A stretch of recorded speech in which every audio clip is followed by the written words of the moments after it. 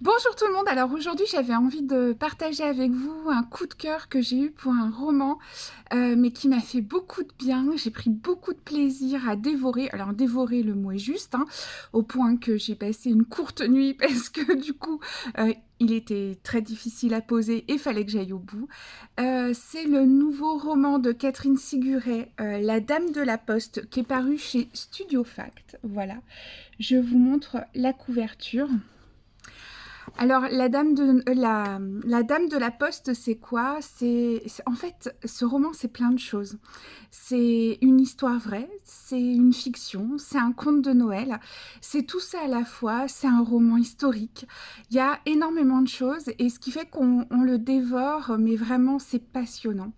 En fait, on est à Veules-les-Roses et on va suivre l'histoire de Madeleine. Madeleine, elle est receveuse de la Poste.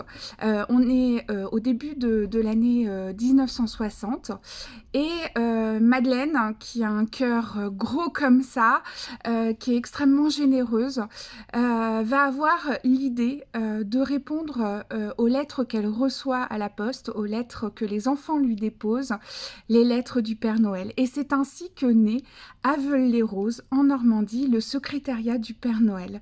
Donc voilà, c'est ça cette histoire vraie, c'est celle de cette création, de cette idée un peu folle, mais en même temps, bah voilà, qui perdure des dizaines d'années après, et que nous raconte Catherine Siguret, l'histoire de la création du secrétariat du Père Noël. Cette femme qui va décider de braver les interdits, d'aller contre sa direction, de faire quelque chose qu'elle n'a pas le droit de faire, ouvrir les courriers, y répondre, se faire passer pour le Père Noël et redonner beaucoup de joie et d'espoir aux enfants.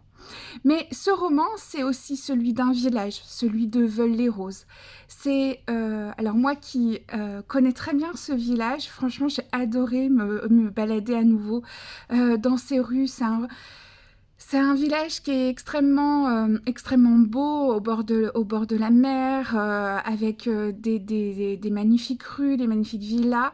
Et puis, on va y découvrir la vie de ce village, dans un contexte d'après-guerre compliqué, avec beaucoup de choses encore à découvrir sur ce qui s'est passé pendant cette Seconde Guerre mondiale, le débarquement, la résistance, la traque des Juifs.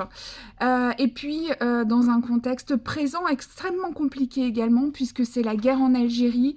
Les hommes sont appelés à partir pour cette guerre, laissant femmes et enfants à nouveau isolés dans leur village. Mais c'est aussi le roman, et ça j'ai beaucoup aimé, qui nous parle de la place de la femme dans la famille, au sein de la famille, notamment en temps de guerre, quand l'homme part, en l'occurrence en Algérie. Et puis le mouvement de libération de la femme. Il y a aussi un volet très important et très touchant sur les violences conjugales. Bref, la femme est au centre de ce roman, de par la figure de Madeleine qui va créer, sans le vouloir, ce secrétariat du Père Noël, mais aussi des femmes qui sont autour d'elle, qui constituent ce village et qui n'hésitent pas à lutter, à se défendre et à suivre le mouvement de la société où ces femmes se libèrent petit à petit. On y découvre aussi l'importance, ça c'est vrai que c'était également assez intéressant, l'importance des médias, nouveaux médias. Alors certes la radio, mais la télévision débarque et l'impact que ça peut avoir dans la vie des gens, dans la vie d'une famille, d'avoir accès à la télévision. Bref, vous l'aurez compris, c'est un roman extrêmement riche. Mais au-delà de ça, ce que j'ai beaucoup aimé dans l'écriture de Catherine Siguret, c'est vraiment la manière dont elle nous dépeint ses personnages. On a l'impression qu'elle s'y attache énormément, et nous avec. Et puis le rythme qu'elle donne à son histoire, elle sait créer du suspense, de l'attente pour le lecteur. Et vraiment, c'est un livre que j'ai beaucoup, beaucoup, beaucoup aimé. Je vous le recommande vivement parce que pour moi, c'est un peu le roman à offrir à Noël, à la fois le conte de Noël et puis en même temps un roman qui plaît plaira à ceux qui s'intéressent à la société, à l'évolution de la société, à ceux qui s'intéressent au contexte historique. Bref, il y a beaucoup de choses dans ce roman. Je ne vais pas continuer plus, je vous laisserai le découvrir.